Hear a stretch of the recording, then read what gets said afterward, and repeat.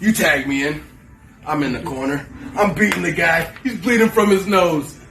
He's crying, screaming for his mother. Does he get any sympathy from me? Hell no. I mean, I tell you, this guy had the audacity. Bojack, how does it feel to be back in Super Shogun Wrestling after your suspension?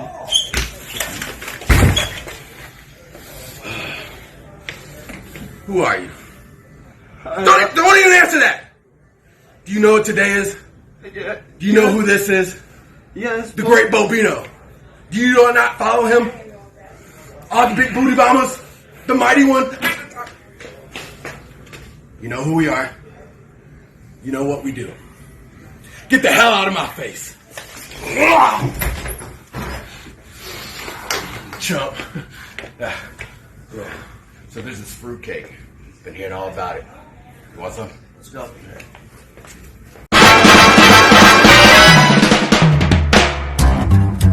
Super Shogun!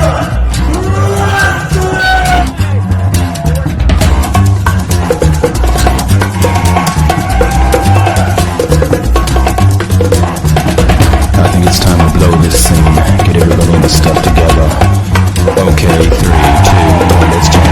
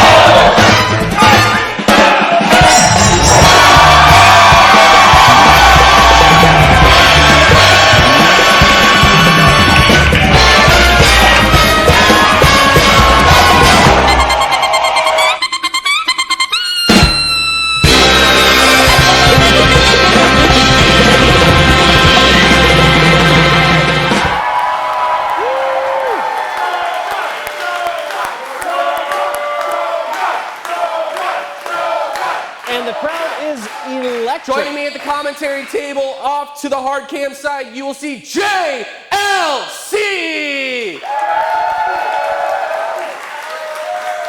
Thank you so much. And I will be your master of ceremonies for the evening and co-commentator. My name is Tommy Danger Z!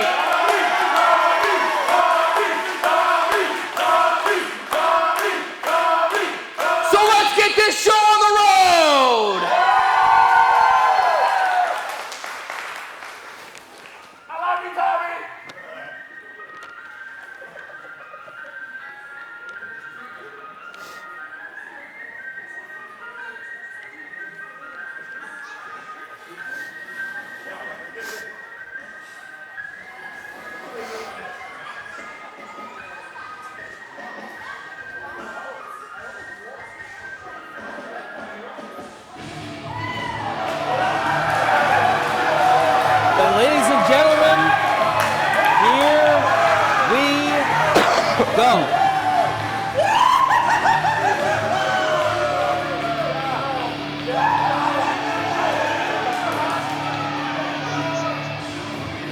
Super Shogun Wrestling, always looking to bring in the best talent, no matter how insane that talent may be. here comes Chuckles the Clown. And if you notice on his left hand, talking to him, a puppet there of ice cream, that is Scoops. And Chuckles takes advice from Scoops. He gets ideas from Scoops. And yeah, it's like a different person to him. If that gives you any frame into his state of mind.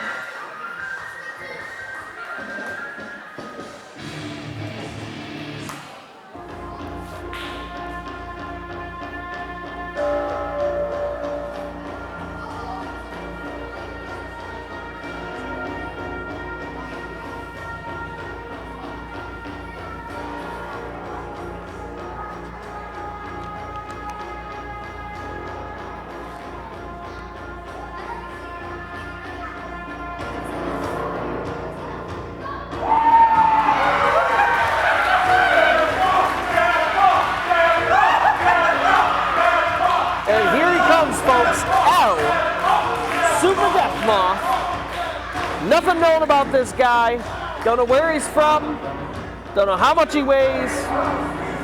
All we know is that he is here to fight, he's here to win, and that he has a nearly insurmountable mountain to climb in the form of Chuckles the Clown and Scoops.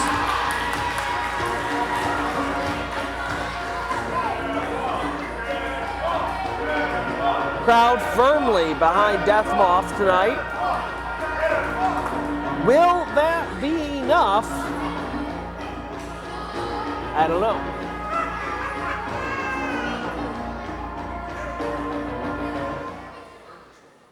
Ladies and gentlemen, this opening contest is a singles match scheduled for... Thank you kindly. You're welcome. Introducing first, in the corner to my left, being accompanied by Scoops, weighing in at tons of fun from an ice cream truck near you, he is Chuckles the Clown!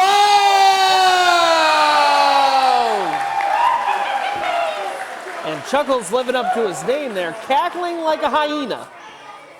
And his opponent in the corner to my right, from parts unknown, he is El Super Death Moth!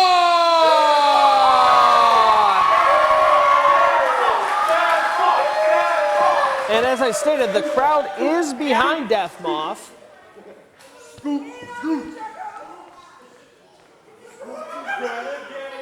Crowd doesn't know what to think of Scoops. But this first bout is officially underway. Jesse, it's great to be ringside here with you for another riveting episode of Super Shogun Wrestling here in West Branch, Michigan. Absolutely, Tommy. Super excited to be here with you as well. And man, what an opening we have for you guys tonight. We've definitely seen some weight advantages, disadvantages already from previous matches, but this is something I don't think I expected to see coming into tonight. No, the absolutely. size differential between these two is staggering. Now, obviously, we don't know a ton about El Super Death Moth. We don't technically know how much he weighs, but just visually, pretty obvious he is not of the same stature, let's say, as Chuckles. And pretty obvious here. Super Death Moth trying desperately to try to gain any type of momentum, but he hasn't even been able to move Chuckles an inch. Yeah, not sure if he's trying to spear him or just move him or what, but it is not working. But Chuckles being accompanied by Scoops, you see Scoops in his left hand. He's been talking to him all evening, so we don't know what kind of insanity this has brought. The type of destruction that's being implemented, we can only imagine bad thoughts are coursing through Scoops into Chuckles. Absolutely, and Death Moth once again trying to attack Chuckles, not working. He's clearly frustrated here, but what are you supposed to do, Tommy, when you're faced with such a giant of a man? The overpowering nature of Chuckles and just having a blast out there. They weren't lying when I was given the information that he is tons of fun as a weight. Yeah, Because I mean, it looks like he's having nothing but tons of fun. I mean, the man's name is Chuckles. It's fair. You expect a laugh, right? Although, I gotta be honest, I don't think El Super Death Moth is laughing. No, I think the only person laughing is Chuckles. And once again, Chuckles talking to Scoops.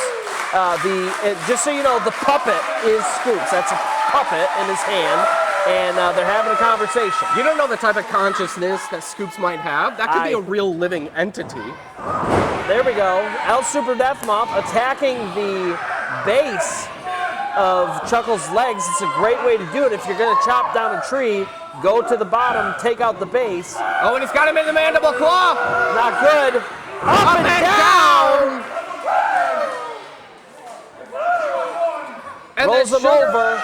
And the Sugar Rush for the mandible claw to the choke slam, and that is it. Folks, that a straight up dismantling of El Super Death Moth by Chuckles the Clown. Pure absurdity. And look at this, Chuckles celebrating in the ring. El Super Death Moth is out of it.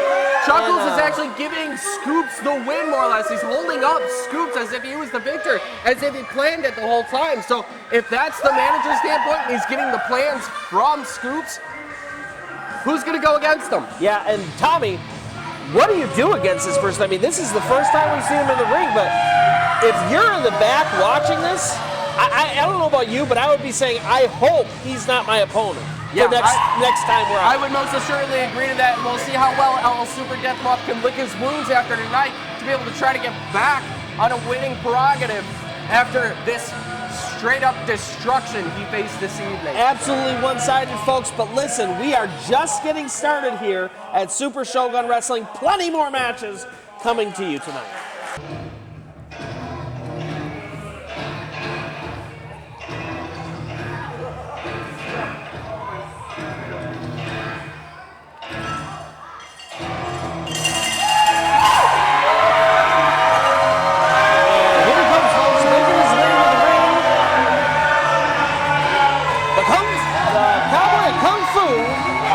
Mr. Gio Bronco.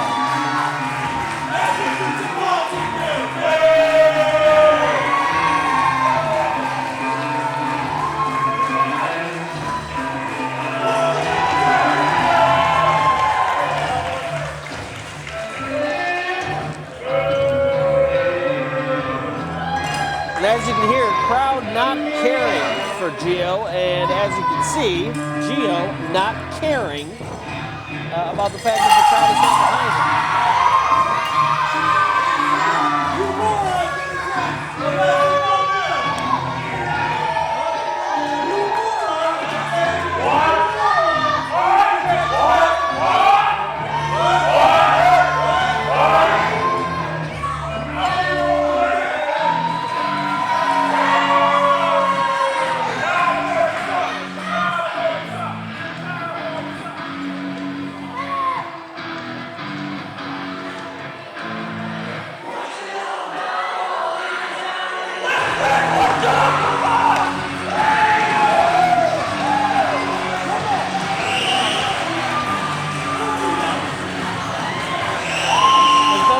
Another new signing by Super Shogun Wrestling. This is the infamous Dustin McKinnon. Tons of energy, super excited to be here.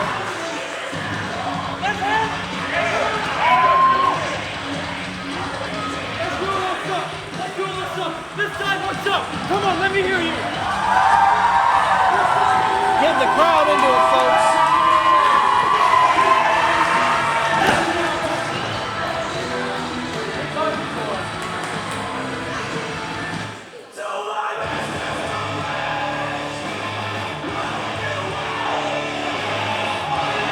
Need to check me.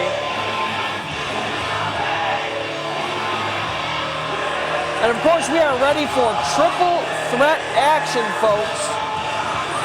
You need to check me. And making his way to the ring now, Kyle Shaddux. They call him the Bloodletter.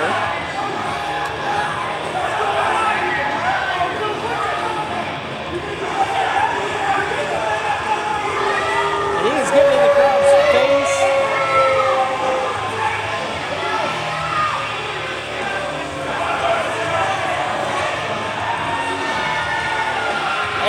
as all get out.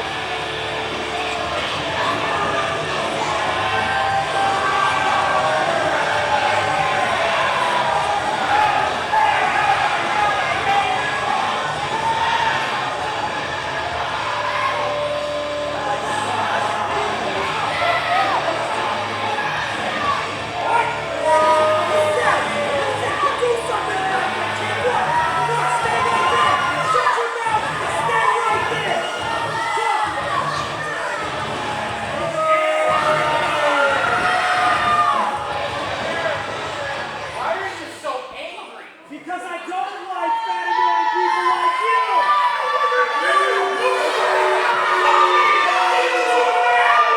And within a matter of moments, the crowd has sized up Kyle Shaddix and decided. Ladies and gentlemen, the following contest is a triple threat match scheduled for. Thank you kindly. Introducing first in the far corner to my left, weighing in at 240 pounds from Gun Barrel City, he is Gio Bronco!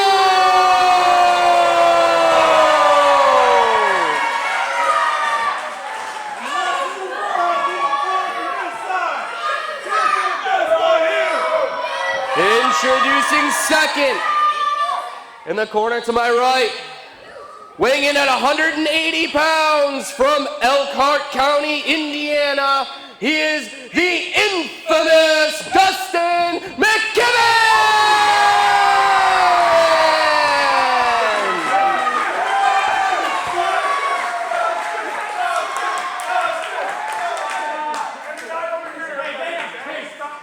And their opponent in the far corner to my right, weighing in at 666 gallons from Buffalo, New York, the Bloodletter, Kyle Shaddix!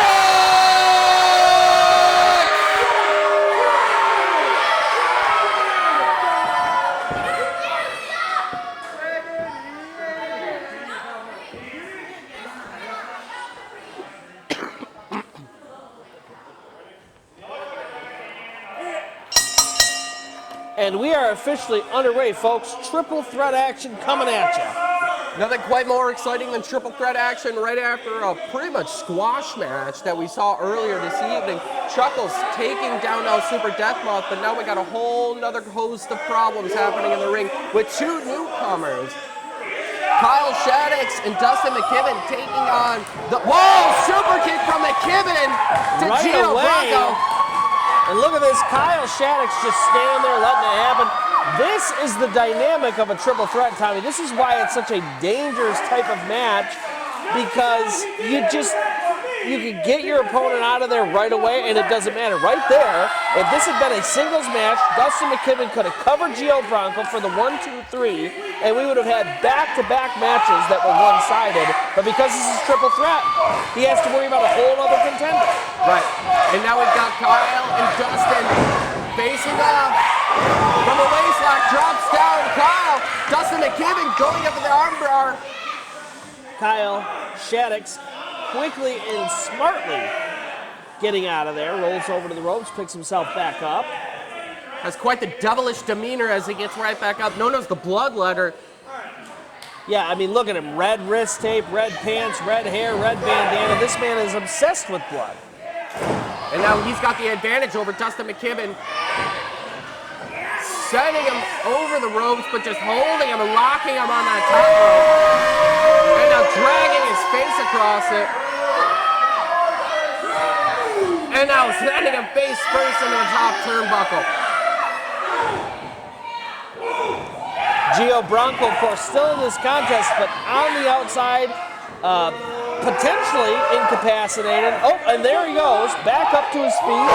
Fighting his time until the opportune moment. Multi-flip. McKibben's got the advantage, but Bronco's making his way back in. McKibben does not realize. Oh, ducks it. Another kick. High knee. Gio Bronco stunned, and Kyle Shaddix getting back up.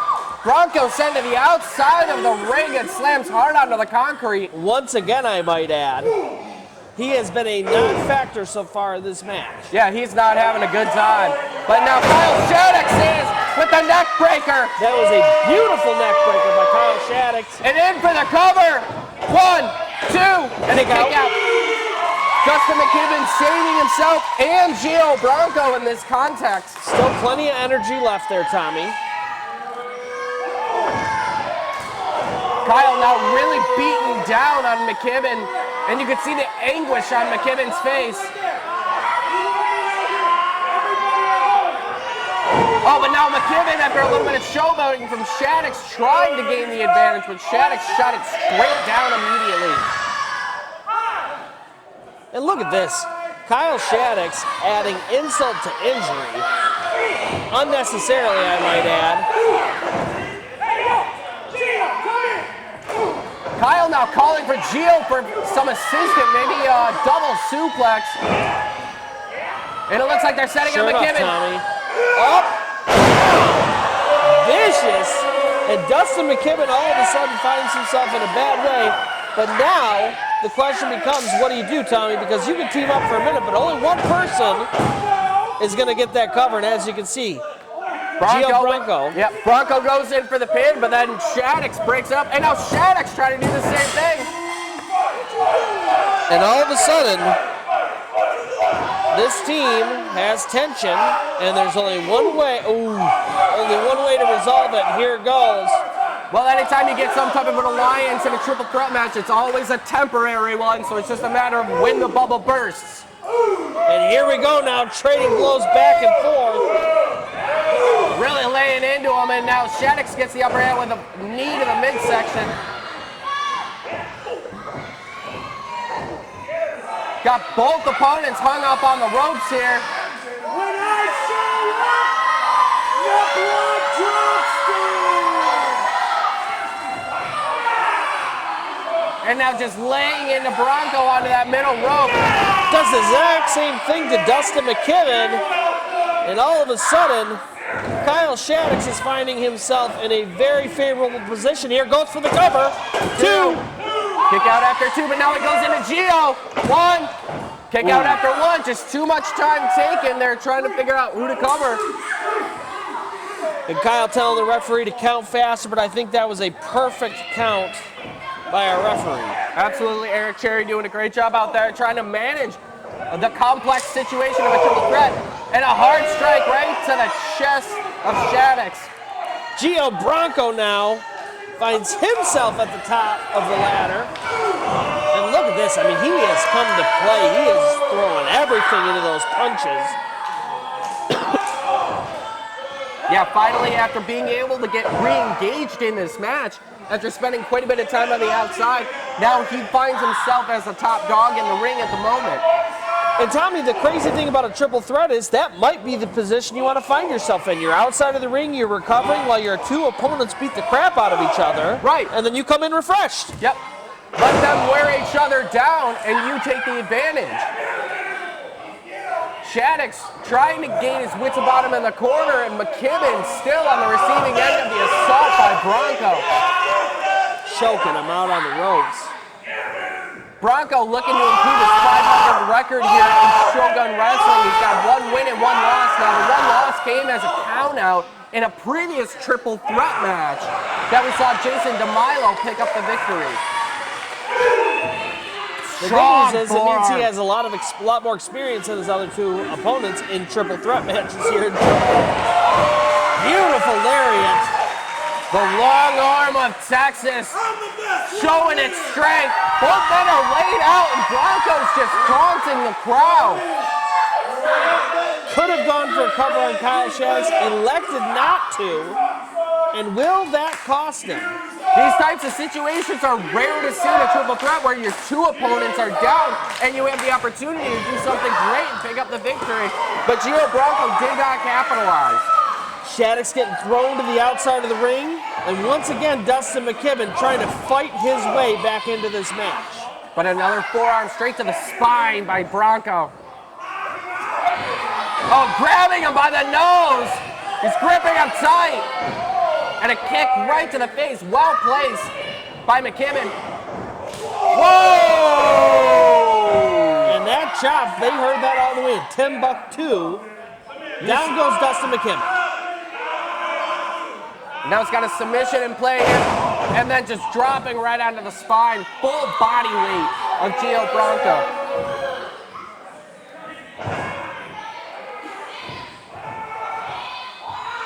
And now Kyle Shaddix experiencing the underside of Gio's boots there. Really, the experience is showing it. Another cover by Gio, and a kick out after two. But the experience, as you mentioned earlier, not only in triple threat, but just here in Shogun, with Gio already having 2 matches under his belt here, really showing the prowess of how he understands the ring, the dynamic, and everything with the area. Yeah, I mean, it's basically home field advantage, Tommy. Right, absolutely. With these 2 newcomers, I mean, McKibben and Shaddix both trying to position themselves here in Shogun Wrestling as to why they could be premier athletes here in a debut match against Gio. You could definitely do that, but have they bitten off more than they can chew? That's a great question, Tommy. And right now, it looks to be exactly the case. Whoa! As Gio plants a hard right on Kyle Shaddix. Dustin in the corner trying to find his feet and can't do it yet. Full Heavy control headbutts. for maybe about a full 5 minutes here by Bronco, dominating the 2 newcomers.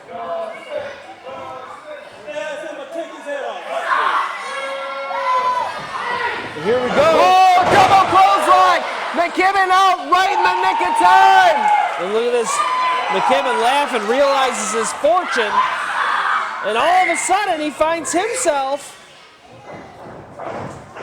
Oh, reversal on the Irish whip. Oh, hang on now. Gio Bronco once again tossed to the outside of the ring, and once again, Kyle Shaddix and Dustin McKibben find themselves in a war. Uh-oh, brings him to the ground, looking to submit him. This is dangerous, Tommy. But now Bronco's back in there. Hey, now wait a moment, Gio Bronco. Ring bell hidden in his hand. I don't think the referee saw it. The Gio Bronco cowbell with the referee Eric Cherry out of position. Didn't realize what he struck him with. It just looks like an axe handle. 1, 2, 3. There we go, folks. Bronco picking up the victory after some shenanigans. Yeah, questionable behavior at best, Questionable Tommy. behavior. We saw the cowbell in his hand from here, but the referee couldn't see it from his perspective. He was too busy trying to check on the submission there. Right, he was doing his job at the particular moment, but as Gio was doing the entire match, he was seizing his opportunities as they came about. Absolutely incredible, Tommy. And Gio, I mean, by hook or by crook, he has just won this triple threat match and brings his victories up to 2 here in Super Shogun Wrestling. Now goes 2-1 here in Super Shogun Wrestling with a great performance. Whether or not he won or lost by, or whether or not he won by those questionable methods, he, like I said earlier, he dominated a lot of that match. Absolutely. So, good performance nonetheless. We'll have to see where that takes him moving forward on the next upcoming episodes of Super Shogun Wrestling.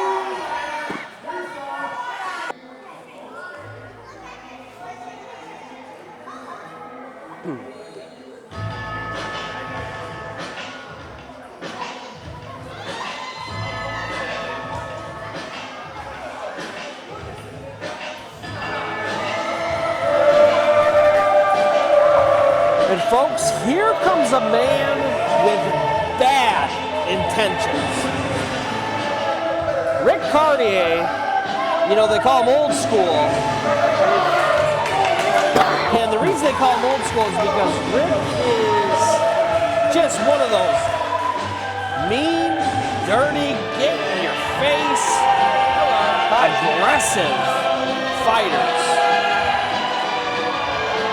I mean, his other nickname, the plus-size Terminator, should tell you everything you need to know about this man. I mean, he comes to fight every single time. He's a hard hitter, he plays no games, and he is looking to pick up a victory here tonight against Mr. Kung Fu Kirk.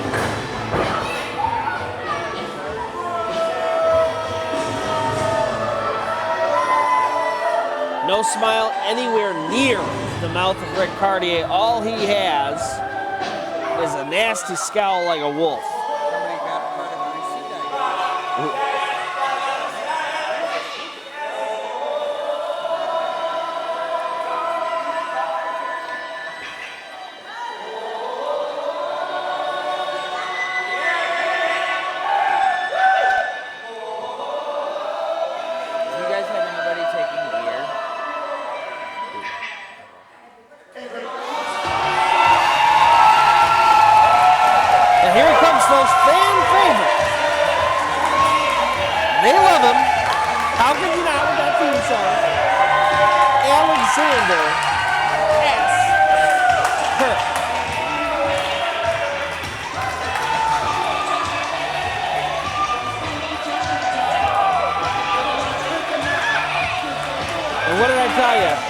Rick Cartier says, I'm going to take him out. He doesn't find his antics funny. He sees no humor in the situation. He's looking to hurt people.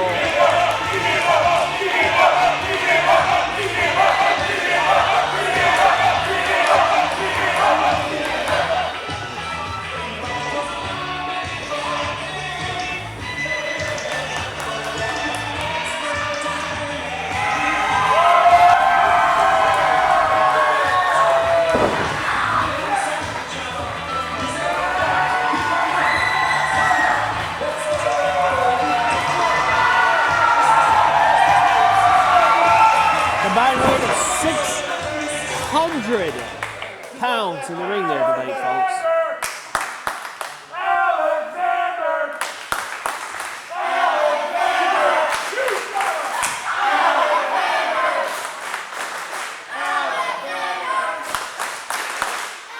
Ladies and gentlemen, the following contest is a singles match scheduled for... Thank you kindly. Introducing first in the far corner to my right, weighing in at a solid 300 pounds.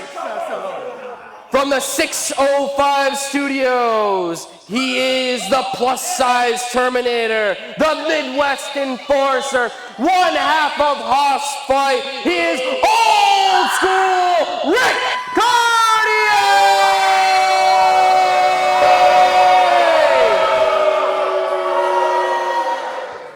And his opponent in the corner to my left, weighing in at also a solid 300 pounds, from Fort Wayne, Indiana, he is Kung Fu Kirk!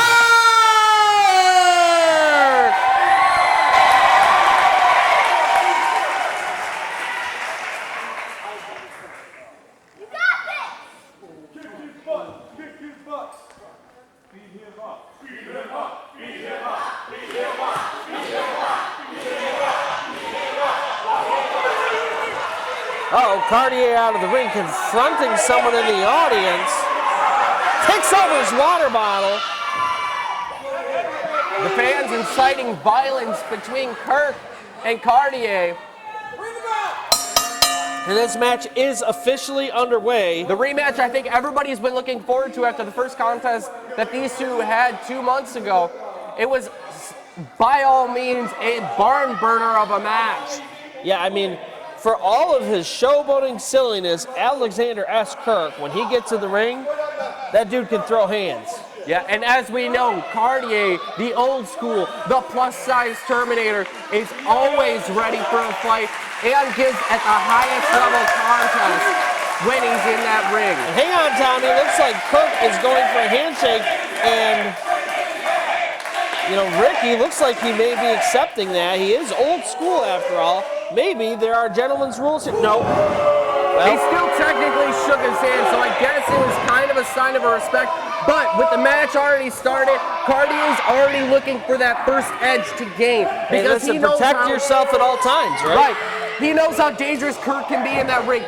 We saw him against Rick Cartier, and then we saw Kirk again give Jacob Braun a fight for his life in the main event at Samurai Slam So we know what the capabilities of Kirk are now, and now he has the belief in himself to be able to turn over the wings. Yeah, absolutely. You know, there's two schools of thought here, Tommy. On the one hand, you want to be a gentleman, have a gentleman's contest, see who the best person is. On the other hand, you know, that bell rings. Your only goal is to see who's going to win. And you want to be the victor there, and Rick Cartier just took advantage of that. Yeah, just backing it up hard and right into the face of Kirk. And Kirk taking all the damage and all the brunt, just rolled straight out of the ring. He's trying to figure out where he's at this point. Yeah, less than a minute into this contest, we find our two combatants outside the ring, hammering on each other. And we did not expect anything less, folks. These are two hard hitters, 300 pounds apiece, and they are two freight trains. What happens when the immovable object meets the unstoppable force? We're going to find out here tonight. I was half expecting you to say there, what happens when the immovable object meets the immovable object? Hey, that is equally as important, or the unstoppable force meets the unstoppable force. Right. Uh-oh, a chair being set up outside. Folks, this contest has barely begun. A handful of throws have happened, and already we're seeing weapons getting involved. This is not good. What a chop from Cartier. Rick Cartier sliding into the ring to reset the 20 count by referee Orville. My goodness, if I had a chop that big and it was pork, I'd be full for a week. And now Cartier setting up Kirk on that chair, trying to give the fans a front row seat. Oh, heavy boot! Right across the face. And we're at a count of 7 here, folks, out of 20. Plenty of time to work outside the ring, but Rick Cartier has taken a significant lead in this contest. And back into the ring we go. Only place where a pinfall or submission is going to count. Oh, strong right hand for Kirk. Just enough energy inside. Given to him to start making his comeback. Oh, my goodness.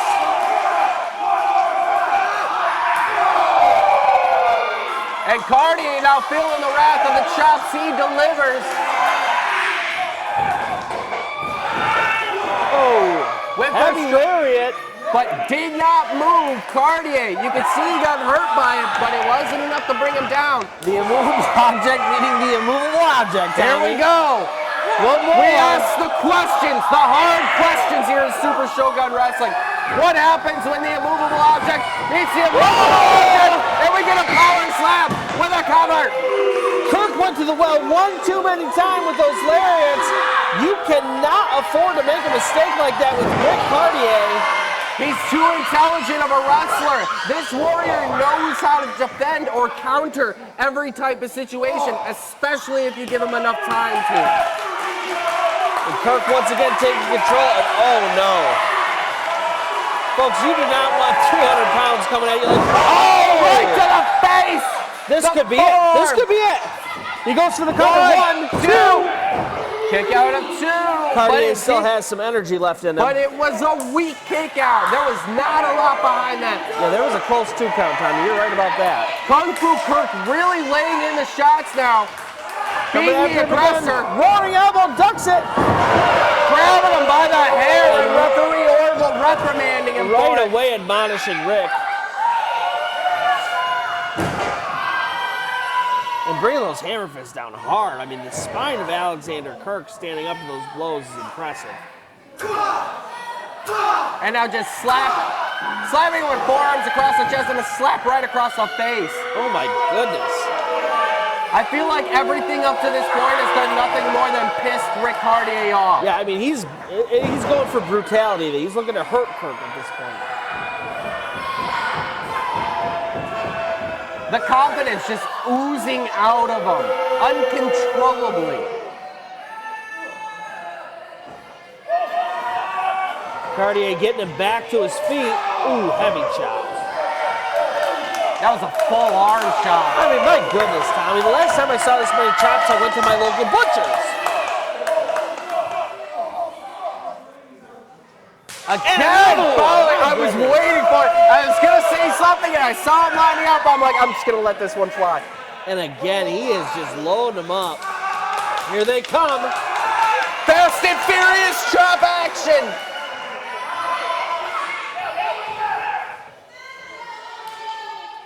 And he's going in with the forearm. Kirk sees it coming. Gets up the boot.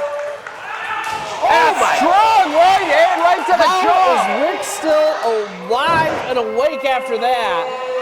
Shaking it off. By any clinical standard, that would have been a knockout blow. No joke. Ducks the clothesline. Ducks the back clothesline.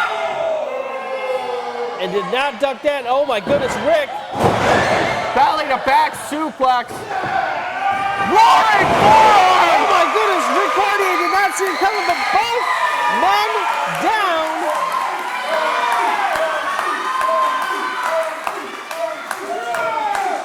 Rick Cartier. Cartier rolling out of the ring to be able to get this, a standing position. That was a smart veteran move. Being able to try to figure out where he's at, knowing where he was at the ring, to be able to help him get to his feet. Well, folks, Kirk is on the inside getting some steam, some momentum. And Cartier says, no, it's no way, Cartier. Whoa, whoa, whoa, whoa, whoa, whoa. What are we doing here? What are we doing here? What are we doing here? Bad idea. Looked like Kirk was trying to go to the top rope, but it just too uneasy after so much damage was taken in this match. It was just too risky. And now these two on the outside of the ring against the stairs. And Kirk calling for something. Looks like he's trying to get a tit for tat here. Yeah, getting receipts for that chair shot earlier he was in. And he's trying to fire himself back up. That steel post could not have felt great by Rick Cartier's back. Kirk now throwing him back into the ring. Absolutely, coming back into the center of the ring, and they are resetting. Kirk Firing himself up. Trying to get that third, fourth win. Go for a German. hang on. Cartier gets himself back up, and he's grabbed another one. And Cartier, he doesn't even look like he knows where he's at right now. Kirk going for a third. Right on the shoulder every time, and My Cartier goodness. is out. In for the cover. 1, 2. And a kick out after 2. My goodness. Cartier barely having the energy for that kick out. Kirk now trying to help the crowd feed himself back into this, but now Cartier is getting control.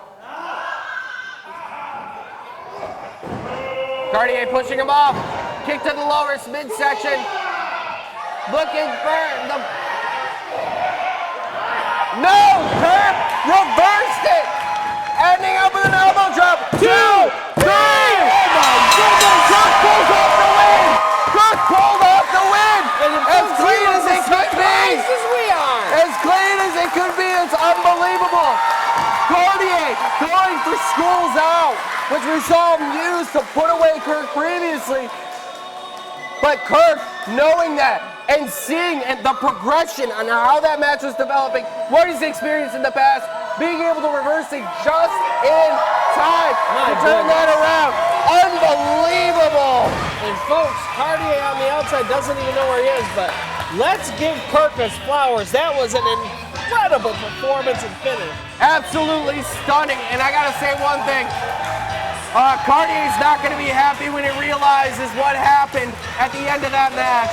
But Kirk finally picking up his first victory here in Super Shogun Wrestling, and it could not have been in more stellar fashion. Absolutely. Couldn't have happened to a nicer guy. Couldn't have happened to a nicer guy. So we'll see where that has to take him. Now that he's on a high, where does he go from here? Absolutely.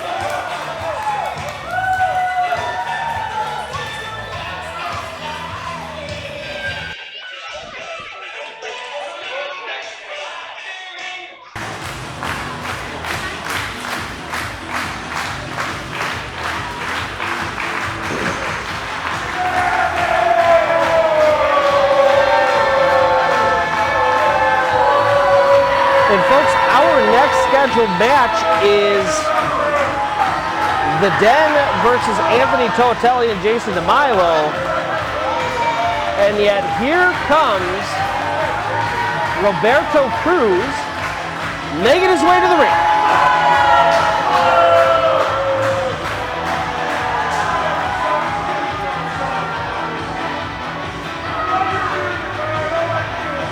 He is in gear. Looks like he came to fight.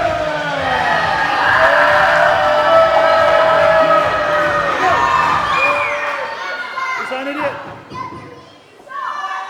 What's up, West Branch, Michigan?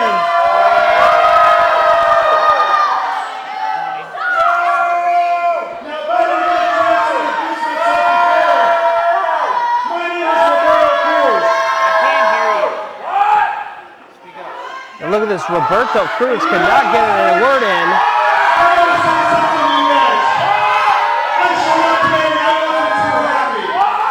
Because last time I was here when I faced the jackpot, they said he beat me. But those were illegal moves. It should be overturned to a no contest. Illegal Japanese moves. But you know what? The thing about it is, I actually hate Japanese wrestling. Folks, saying you hate Japanese wrestling in front of this crowd is the wrong thing to say. The only thing I hate more is West Branch, Michigan. I feel completely sick to my stomach to be in this town. But that's okay. That's okay. I got the remedy. I want to punch somebody from West Branch, Michigan right in the face. Yeah, that would make me feel great. And look at See, this. now I don't have a Our match. diehards are faithful. Those in the back are brave enough to step up to me. I guess I'm going to have to pick one of you. So tell me, who wants some? And look at this. Who wants some? All of Super Shogun Wrestling ready to get in the ring and defend our honor here against Roberto Cruz.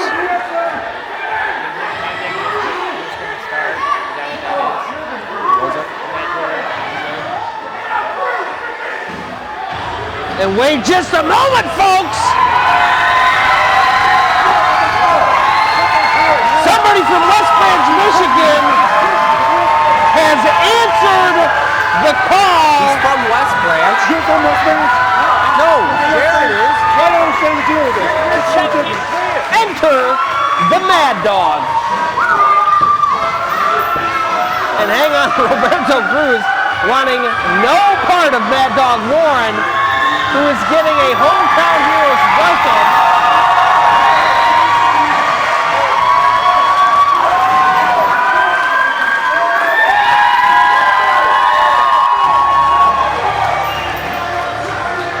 And folks, I don't know if you can hear this at home, but the crowd is deafening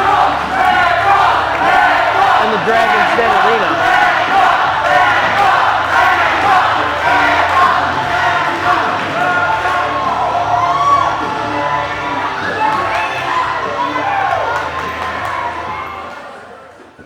And the question is Roberto Cruz man enough? All right, ladies and gentlemen, we have a match on our hands. And it seems like the answer is yes to answer the call of Introducing Mad Dog first Warren. in the corner to my left, weighing in at 260 pounds, hailing from Los Angeles by way of Bakersfield, he is De Oro Roberto Cruz.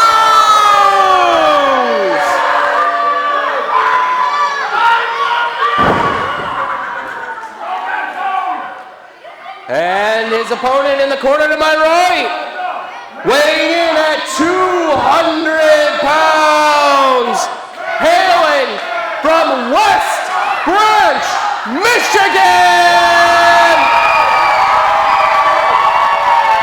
is the Mad Dog Warren.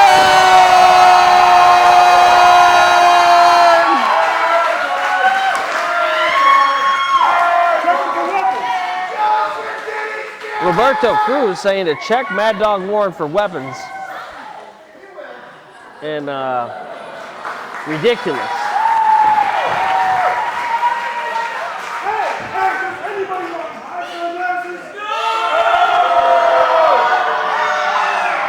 Well, ladies and gentlemen, with the anticipation of seeing Roberto Cruz come out here and cut a promo out here about dissing West Branch, Michigan, and also criticizing the loss he sustained against El Super Death Month. We now have an impromptu match underway with Mad Dog Warren answering the call of Roberto Cruz, saying he wanted to punch someone from West Branch, Michigan in the face. First of all, utterly ridiculous to say that the last match should be a no contest. They were not illegal Japanese moves. He just lost. It just is what it is. But this is a chance at redemption. He may have a chance to put away the hometown hero, and it looks like Roberto Cruz is going to take advantage of that. And not just put down the hometown hero, but really make a statement piece against someone that's undefeated here in Shogun Wrestling. Mad Dog Warren 2-0 going into this matchup. Cruz trying to get the count into it, and not a chance. And now both competitors looking to square off. Collar and elbow tie-up. And showing off the guns is Mad Dog Warren. And Cruz complaining to the referee about something foul there. I think he just got overmatched.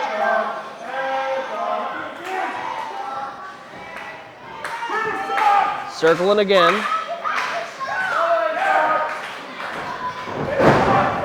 And they go for another collar and elbow tie-up. This time Roberto Cruz sucker punching Warren. Oh! Was that a finger poke right to the eye? Mad Dog Warren looking for the iron claw.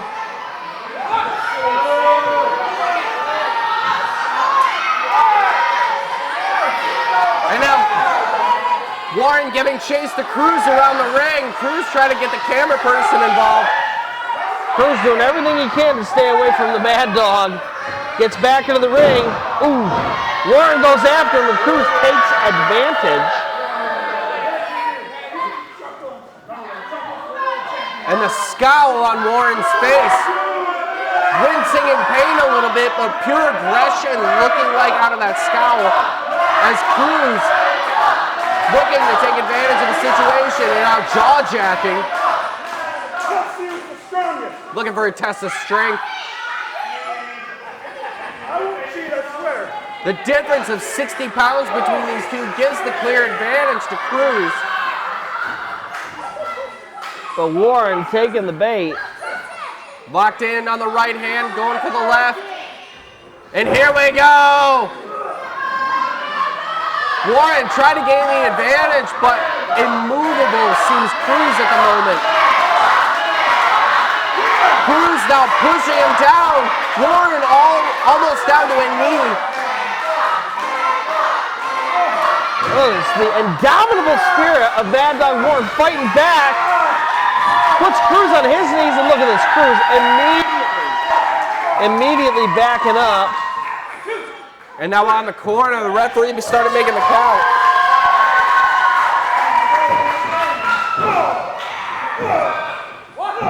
Warren now just feeding in the right hands.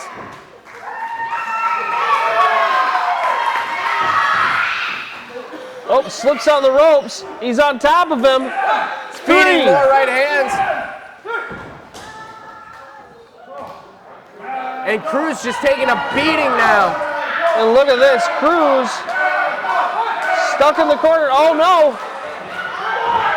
Oh, and Warren gets dropped. My goodness. Right onto the top rope, trying to take advantage of the situation. Cruz going to the wise. And folks, if Mad Dog Warren wants to have any future children, he may need to go see a doctor first.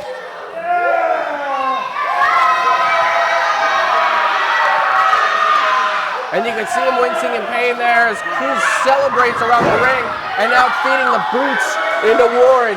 Got to be honest, Tommy, if somebody dropped me there on that and then covered me, I would be down for 3.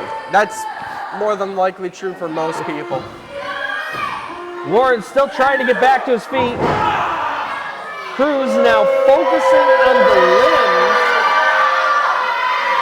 The lower extremity's taking a beating. Warren trying to figure out what he needs to do. He's trying to get back up to his feet. Cruz giving him a little assistance as he pushes him into the corner. Tied his hands up. Oof, vicious chop. Through the shirt nonetheless. A second one. And Warren is looking worse for wear at the moment. I don't think we've seen him go through this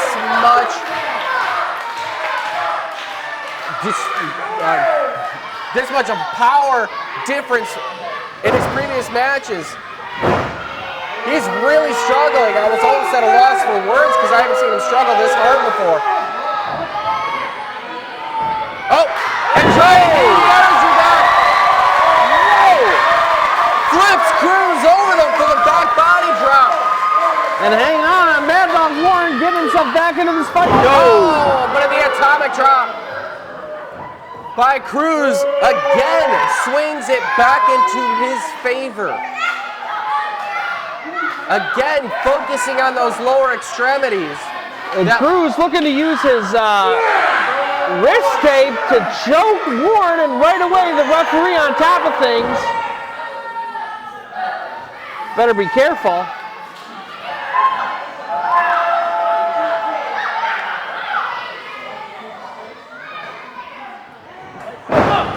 Dropping a knee right to the side. Oh, another one. Once again, 1, 2. Warren manages to kick out at 2, but how much does he have left in him? I can't imagine much. He's taking so much damage and such an onslaught from Cruz.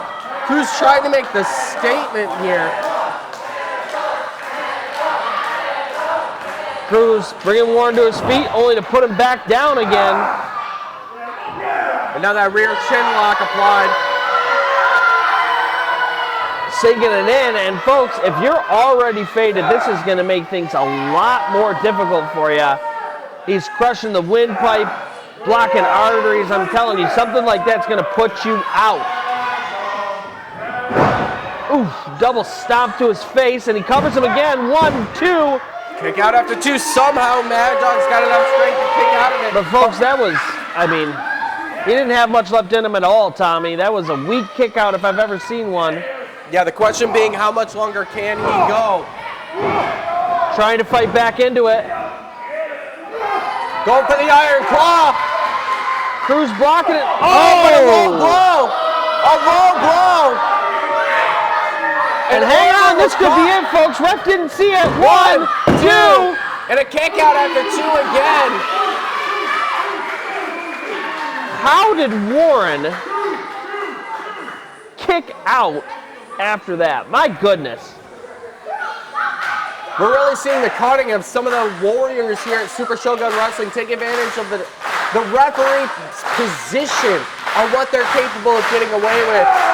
And that was Cruz using his intelligence at that time, with him crushed as low as he was, taking advantage of the situation to get that low blow in on Warren, where he's already done so much damage to those lower extremities, the legs, the groin, the thighs. And yes, going back to that well time, he's so smart by Roberto Cruz.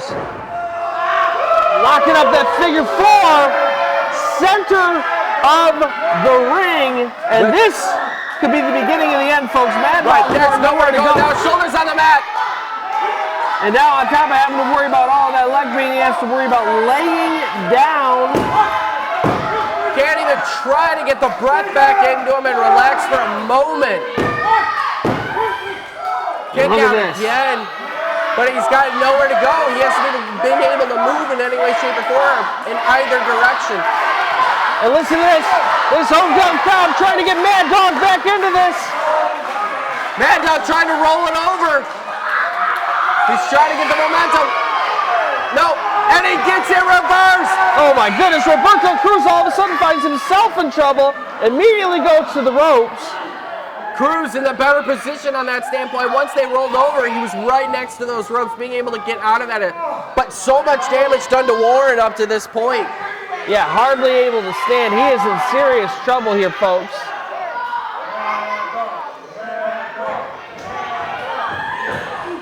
Cruz backs him up, going for more chops.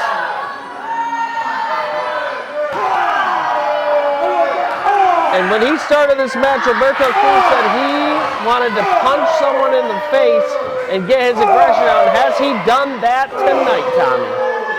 These two really giving everything they have out of it. Warren looks like he's out on his feet, but still fighting. Meanwhile, it looks like Cruz is just angry that Warren is still standing and that he hasn't given up yet. A big close up to Warren. He had leaning momentum that he was able to utilize in just the right force to knock down Cruz, and now trying to regain that second, third win that he needs right now. And look, this goes for another low blow. Referee not only saw it, but so did Mad Dog. And now biting the fingers. They don't call him Mad Dog for nothing, Tommy. And a back scrape. Eye rake. Another back rake. And now puncturing the eyes. Mad Dog Warren getting down and dirty here. Biting him? Oh my goodness. No weapon is off limits for the Mad Dog. And Cruz once again trying to take control here. Warren gets tossed to the outside, hangs on. Cruz trying to figure out what's going on, but Warren flips himself back over. Cruz does not realize that's the case, and all of a sudden, goes for the ripcord. Miss, but ends up hitting the lariat on the backside. And he's going up. Looking to go to the top rope. This could be Stromageddon, people. That double axe handle smash. Here comes Roberto Cruz, doesn't know where he's at. Oh no! Stromageddon right into the Iron Claw. My goodness. Center of the ring, Cruz. And he's really rushing in there. He's got nowhere to go. Nowhere to go. What is he going to do here, folks? He's tapping. He's tapping. Mad Dog Warren pulls out the victory with a submission Iron Claw. But hang on a second. What is this? JJ Hughes coming out. A big double axe handle smash to the back. Ridiculous. JJ Hughes attacked from behind. Mad Dog Warren in serious trouble here.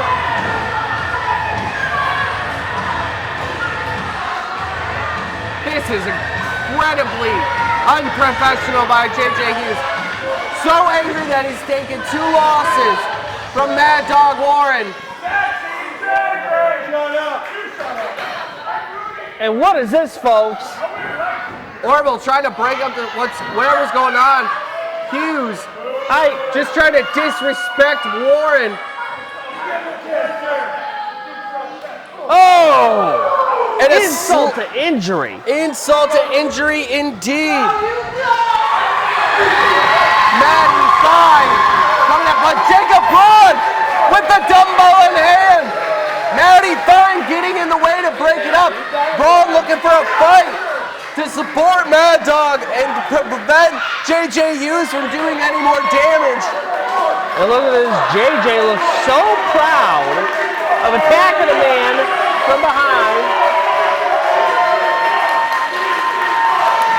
That's just anger and frustration building from JJ Hughes, who has a match later on tonight against Jacob Braun. So already getting tussly there as per our main event. But we see Mad Dog Warren pick up the victory tonight against Roberto Cruz as he runs with his tail between his legs. And ladies and gentlemen, look at how big that dumbbell is that Braun's just carrying around like it's nothing. Hey, listen, he is a strong man. He's not just a strong man, he's the strong man. The carnivore of the carnival.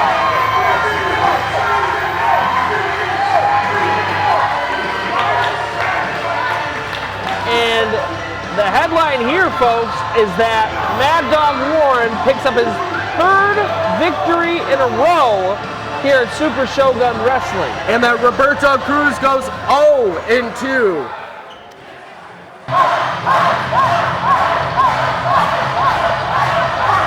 Benjamin Brody, the CEO of Super Shogun Wrestling, making his way out to the ring as we have a very particular contest coming up that has implications of Mr. Brody because of what we've seen in the past few months, the fighting and discontent held by the Den, Caesar Asher and the mighty Joe Bojack, against Brody, attacking him backstage, threatening him backstage, and then Caesar taking him out on the last episode at Samurai Slam.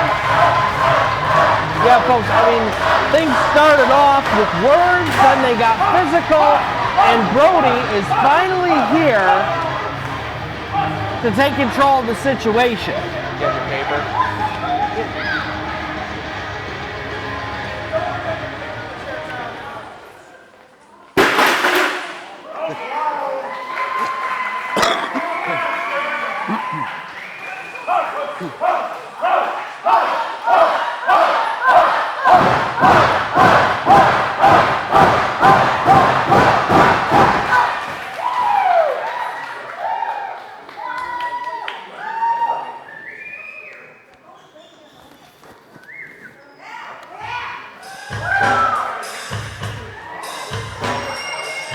And folks, here they come. The most dangerous tag team we've seen. And Brody smartly grabbing that chair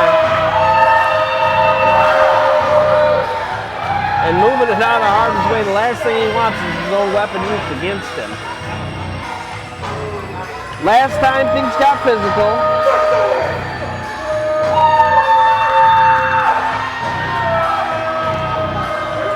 Mighty Bojack coming back after his 1 month suspension.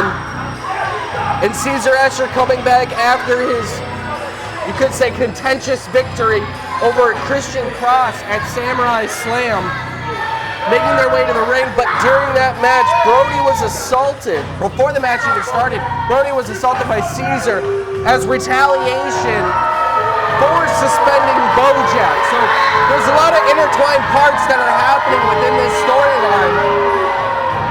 And because of that, for this match, Brody wanted to be ringside, so he is going to be special guest ring announcer for this particular match to be able to keep an eye on the Den to make sure they stay in line. And look at this, right away, Bojack in Brody's face. Brody not backing down, even though there are two men in there with him. You were nothing but a damn snake. Really? Yeah, you want to suspend me? You want to? You serious? Back down.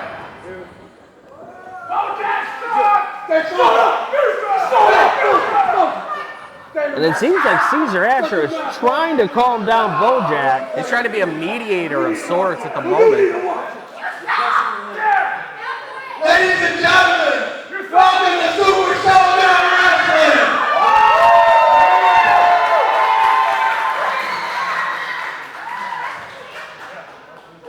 Now, the last time me and you were in this ring, only one man left on his own 2 feet, and that was me. It wasn't you, jackass. It wasn't you. If I'm gonna say something once, it ain't gonna say it again. Everybody's taking the credit off the Den's back. Everybody in that locker room is jumping up and down, taking our credit, jumping up and down, saying, we did it together, we did it. The reason why these people are here, we got their back, their work, their sweat. Then close your mouth and listen. You shut your mouth and you pay respect. They're taking our credit. You want to call these people your family?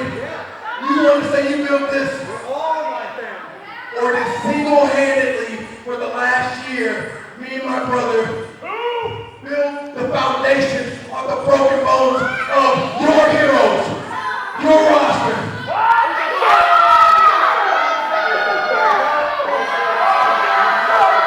I demand a thank you.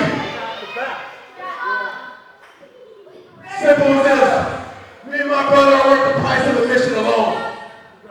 So here's what it is.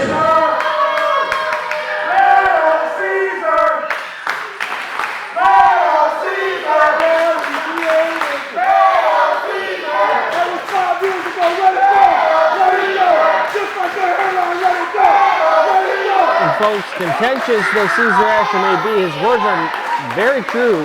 They have run roughshod over the entire roster. Whatever you call, it can scrape together a tag team. And Tom is the best, the undefeated of the East. The mighty one, the dean of me. It's your call. But remember what happened tonight? It's on you.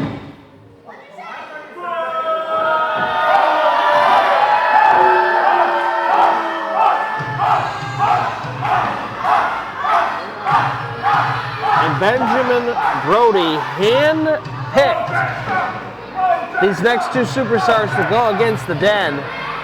Now, Brody's own form of retaliation is setting up this match against the Den, and Caesar stating specifically, whoever he brings out, whoever they destroy, that's on Ben. But Ben is a smart man. He knows who to pick. He knows how to position himself to give this, whatever team he's picked, the best winning chance to beat the Den. And we see it already. With Anthony Tortelli making his way to the ring, we saw him in the main event against Jacob Braun. Yeah, I mean, the flow of Samoan, he's got everything. He's a hard hitter, he's fast-paced, he's got a ton of energy. This guy comes to fight. But folks, you may not like the Den, you may not like the way they conduct business, but you had better learn to respect them because these two have put away every single team that they've come against, and there is no denying that. And not just put them away, but put them away in dominating fashion, nonetheless. Absolutely. Absolutely absurd. And here we go, a tag team for the ages, the modern-day Greek god, Jason DeMilo coming in to tag with Anthony Tortelli. This will be an interesting dynamic. We've seen DeMilo tag before with other wrestlers on the roster, but we've never seen this setup with Tortelli, so this should be a fantastic style matchup that we've got going on here with Tortelli and DeMilo facing off against the Den, the undefeated Den. Absolutely, and Tortelli, DeMilo, fantastic singles wrestlers, obviously competed. Is scheduled for one fall. Introducing first to the corner to my left. The combined weight of 920 pounds from Mount Rushmore. The mighty Bojack and the demon King Caesar Asher. This is the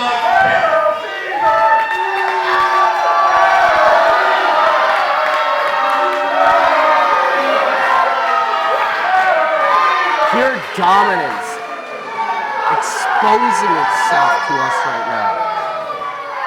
The pressure in the air is so thick, and I can feel it emanating off of them. We are in the Den, folks.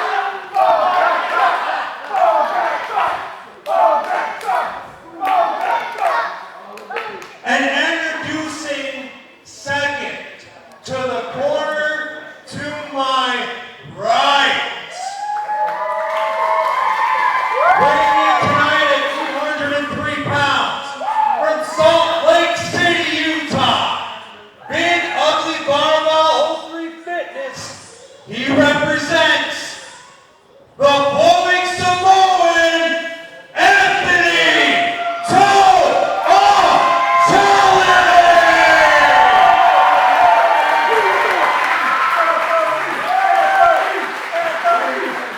Something about that man, prolonged eye contact. Partner. Weighing in tonight at 220 pounds. From Athens, Greece. The modern day Greek god. He is Jason DeMilo.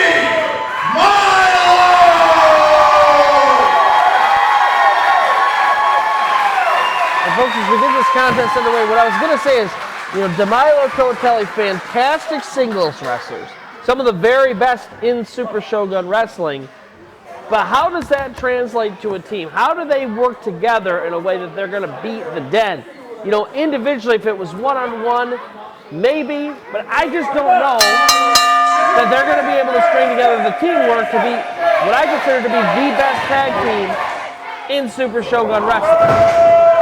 Well, we're going to find out here in just moments as this matchup has already begun, and Bojack, the aggressor to start against DeMilo. And right away, sort of mocking both DeMilo and Toatelli. The thing is, no matter how successful anybody is in the ring, the Den have no fear against anyone. So they already think that they're the best, and it doesn't matter who's on the other side. And they're looking to prove that here. Their undefeated streak is on the line against two great competitors, DeMilo and Toatelli. Yeah, I mean, if you think half the battle happens in your mind and the mentality is half the battle, then the battle's already half won by the Den, because you're right. They come in here and they already think they're the best. They know they're the best. They compete as if they're definitely going to win, and they are ready tonight, folks. Shoulder block by DeMilo, and it doesn't even budge Bojack. He laughs it off. Yeah, definitely a size differential here. Here comes Bojack. Boom! And almost effortlessly knocks down Listen, DeMilo. they don't call you mighty for nothing.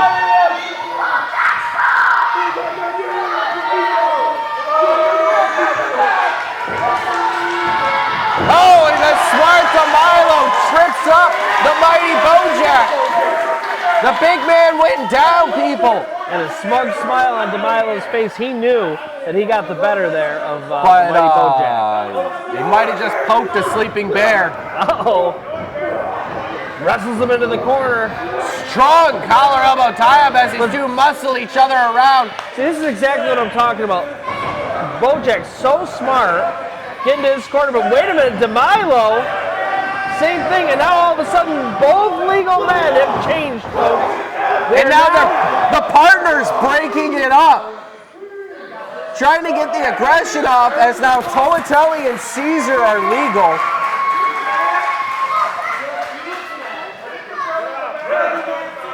Look like the two level-headed people in the ring right now, Toatelli and Caesar. We've seen Caesar try to be the mediator as best he can, although he's still on the wrong side of the battle, I think. You know, I will say this, though, Tommy. If Bojack doesn't calm down, his anger towards Brody could be the reason they lose this match. Absolutely. You know, one of the reasons the Den is so successful is because they are calm, dispassionate. They put people away, like a machine would.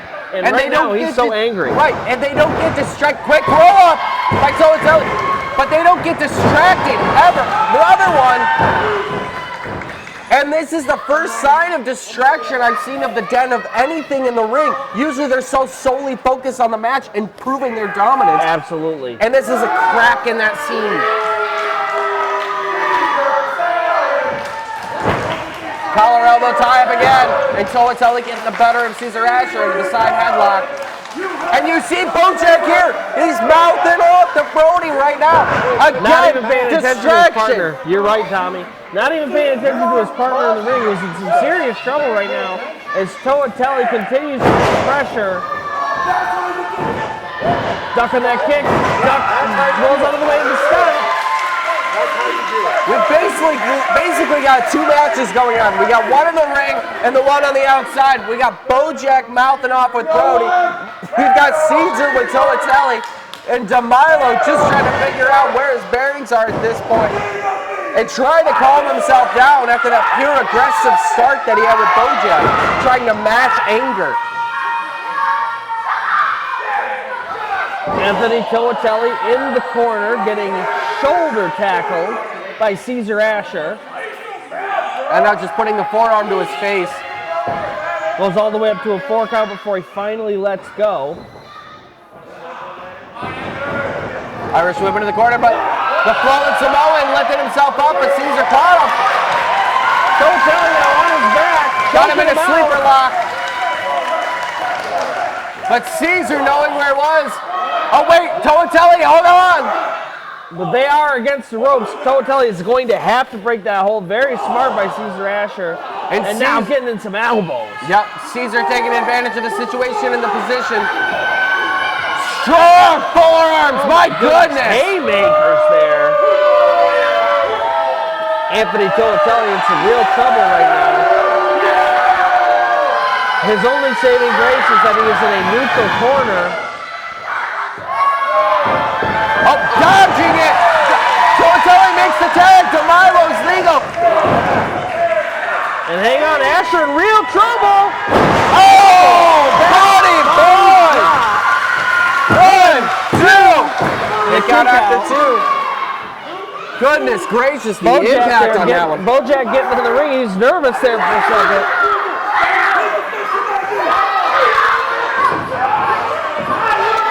And hang on, I think Caesar Asher raked DeMilo's eyes to get him off of him and put him in his own corner. I couldn't see it through the beautiful hair, I'm sorry. It is gorgeous hair, but it can get in the way, Tommy.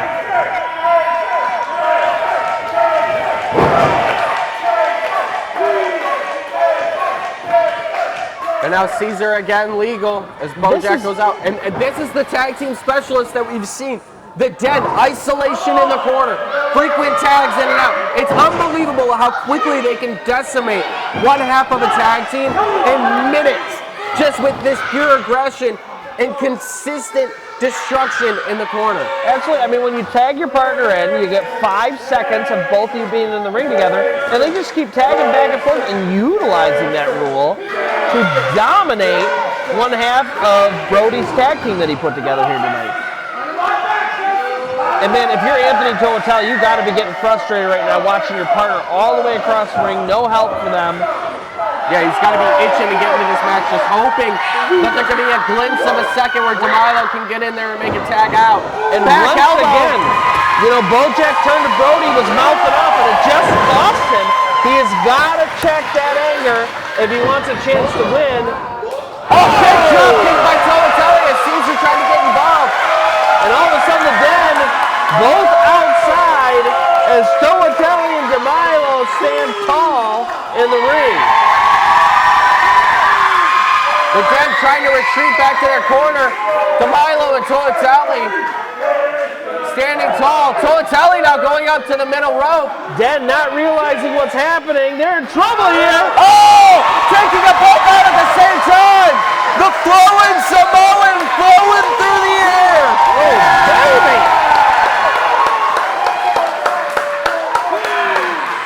And look at this. DeMilo, the modern day Greek god, just laying down on the ropes, looking gorgeous. Only at a 5 count, folks. Plenty of time. Toatelli getting Bojack back in the ring.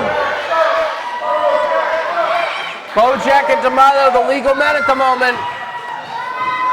And the Den is in serious trouble right now, Tommy. Here we go, for the cover. 2. And folks, if that had been a 3 count, you know, Bojack's in the middle of the ring. Caesar Asher is not able to help him right now. Throat chop by Bojack. My goodness. Follows it up with a headbutt. And folks, there's a reason that the Den have been at the top of the pecking order for so long. They are just smart and vicious. You know, when you have rules to follow and one team just does not follow those rules, of course they're at an advantage. Caesar mocking with the crowd at the moment as Bojack continues to dismantle DeMilo.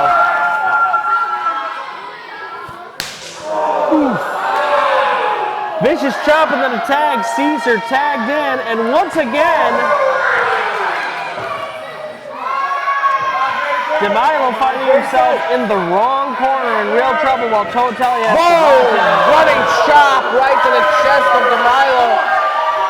And DeMilo again scraping at every moment, trying to be able to get to Toatelli. And Caesar now just stepping on the hands.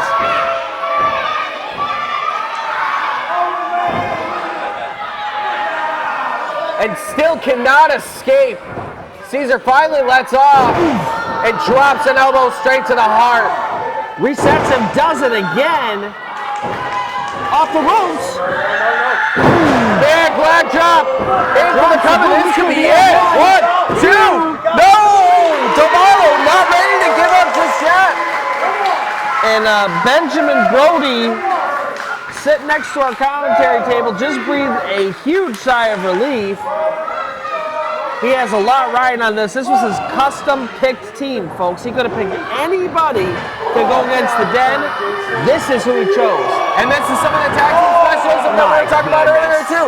Again, utilizing each other as a weapon. There's so much weight between Caesar and Bojack that they can just throw it around effortlessly, and it can be such a big damage maker.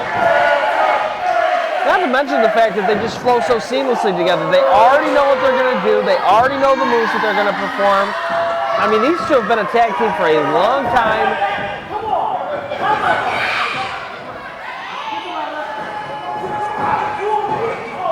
And look at this, Toatelli angry, trying to get back.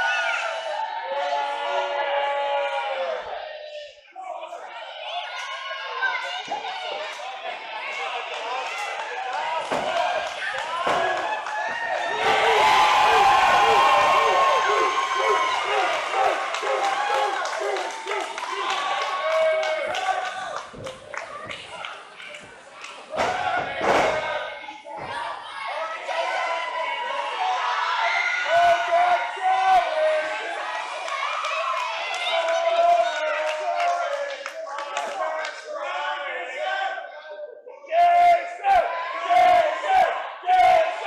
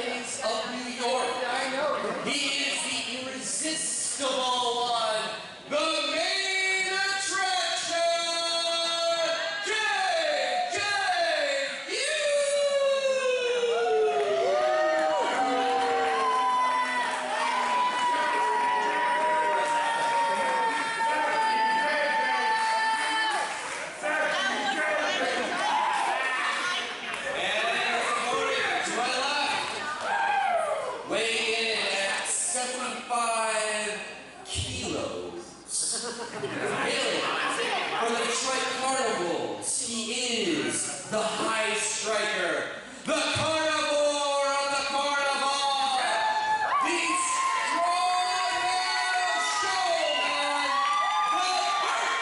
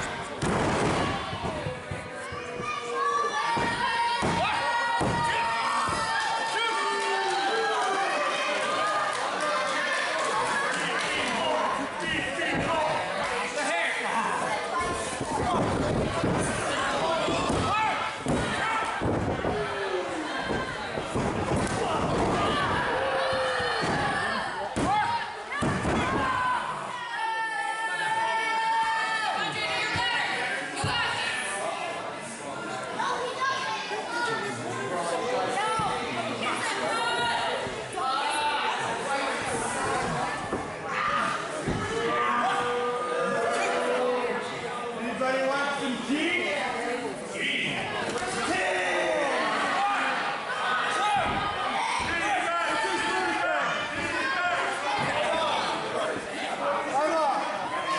Don't worry. Don't worry. Don't you worry. Don't worry.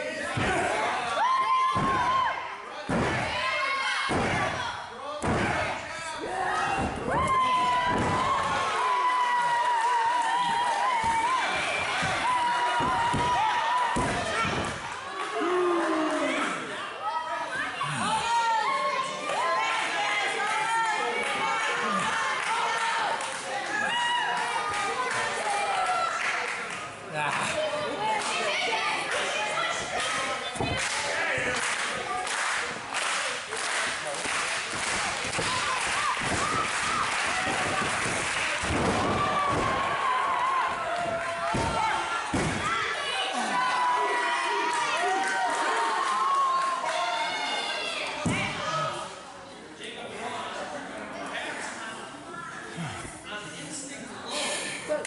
for a make-go!